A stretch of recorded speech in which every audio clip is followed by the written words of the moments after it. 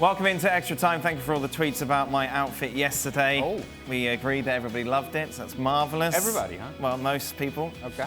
What stripe partnership would you guys compare Dan's jumper blazer combo to yesterday? Mine would be Crouch and Defoe at Pompey. You never thought it would work, but then it turned out to be iconic. Oh, well, wait a minute. Yep. So your outfit was iconic? That's it now. What? Set the trend. I tell you what I would say it was. What's that? I would say. Why have you paused? You had to censor yourself. I paused because He's watching the outfit. It's mesmerizing. I forgot what I was going to say. There it is, look. Oh, well, there you go. Right. What were you going to say? What's happened to you? Sheringham and Cole. They didn't like each other. Because they just were not on the same page, those two. But it worked. Out on the pitch, works on the... What's on the pitch? Yeah. Unfortunately, yours didn't. No! Are you going to tell the truth about the outfit? No. Gab, did you see it? Did you love it? Do you want it? I actually thought the jacket was all right. All right. Yeah, the combination doesn't work, and I think Sheringham Cole is a pretty apt comparison because I don't think your shirt and your jacket get along at all. In fact, I imagine that in your closet you keep them separate, right? Most of the time. This is a man who I believe Ralph Honigstein once described as the worst dressed Italian on the planet. So I think I'll take that, Gab. Thank you very much. Okay. That's a bit strong. Right, Mate, I'm sorry, because I'm going to take my fashion advice from German. a German. Gab, Okay. we've All right, seen the nice one. multi-pocket All right, yeah. body warmer gilet.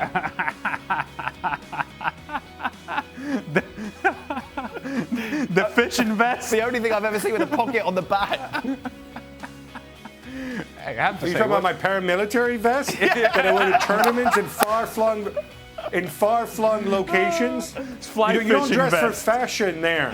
Far from See, if we're you in were an Madrid. outdoorsman like myself, you'd know that if you're going into deepest Russia or if you're out in the Amazon as I was or on the mean streets of Sao Paulo, you know, you don't go for you go for comfort, you go for safety. That's what an outdoorsman does, Dan. We were at a But you wouldn't know karaoke that. bar in Madrid and you were wearing it, Gab.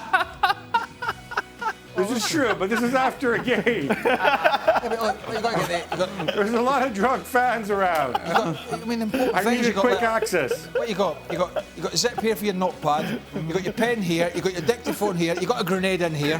Obviously, need a grenade. Smoke bomb. Little smoke bomb in the back just in case. Marwan Fellaini Right. and Tim Cahill. Oh, wow. Emergency strike partnership at Everton. There you go. Right, move on. Craig, is the fact that Jose is favourite to take the Madrid job good news for Manchester United, as Pogba would not want to go there anymore? Well, yeah, he wouldn't want to go there. That's a good point. He would not want to go there, so he'd probably just go to Barcelona or back to Juventus or PSG or somewhere else. So I think he wants out no matter what eventually. Would be I think anyway. After the Robbo incident on Twitter, is Craig glad that he played before social media was a thing? This is us talking about Andy Robertson taking himself, obviously, off social Yeah, media. I mean, it was actually after the Scotland game, wasn't it? People were saying, not the Napoli game. Oh, was Apparently, it? yeah. I had quite a few tweets suggesting that was like the catalyst as to why he did it. What, from Scottish fans? Yes. Yeah. You have a good relationship with them, right? I don't mind. Well, they were okay when I was getting them to help them get them to World Cup. Yeah. Yeah. And scoring a World Cup. They just don't like criticism, and nobody supporters don't like the truth. Yeah. What was They the can't question? handle Would the you have truth. been on social Well, media? that's a very good question because I don't know. Would I have? You were very reluctant to go on Twitter even after you... Like, it was only when you came here and were bored, pretty much, wasn't it? I only joined Twitter when I was in my temporary residence hotel for 3 months. Yep. When I was relocating. But I didn't do it for that. I did it because it's good for getting information, particularly when you're not there on site. But previously, when I was broadcasting in the UK, a lot of people had said to me, just because of the way I do my job, you better not go on it. But that wasn't the reason, because I'm not... Bother? I'm not bothered what Yeah, people say, yes. but I think I might have been when I was playing. Yeah. I can't see what you've got to gain, I got a really. thicker skin now than I did when I was playing. Yeah. When I was playing, I don't know what you were like, but when I was playing, I could see you being a little bit more hurt and your confidence takes a knock. Whereas now, I couldn't give a stop. No.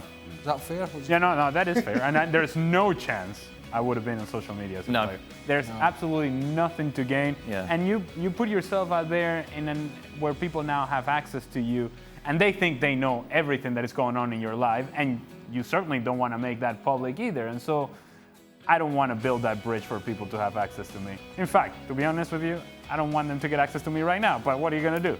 In some sense, they're spoiling it for a lot of other people because, you know, whilst you agree or not with social media, you know, the average supporter has never had more access to the stars of any sport. They're not all on social media, but a lot of them are, and some of them have people that post things for them. Some post them themselves, and sometimes it's a little bit generic and a little bit dull, but it's better than the previous, which was nothing. Yeah. So, in some sense, But you guys, yeah. no, I have to ask this as somebody who obviously you guys are slightly different era, perhaps less commercial. But if you guys were in a situation like, say, and you mentioned it there, Craig, you know, some of these guys, it's their social media account, but obviously they have social media managers who run it.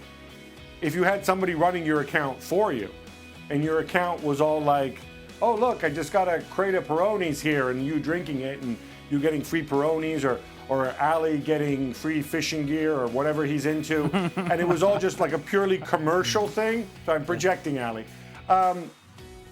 Would that be different? Would you still be comfortable having an account with your name attached to it if it was just a way to go and make more money, the way it is for certain stars? Yeah, but I don't understand the need for the big stars to do that, Gab, because most of them are so wealthy anyway. I don't know.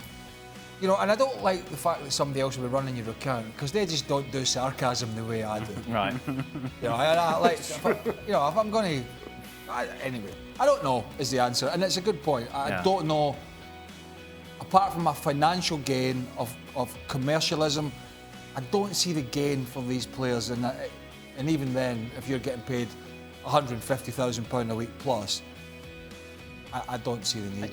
I just think there needs to be a separation between what you do out on the field, in the stadium, in the public life, and what you do in your personal life. Right. And social media provides that connection. And if I can just have that time with my family, with my people, with my friends, and keep that sacred, I'm going to protect that as best as I can. I'll tell you the one thing, we need to move on here.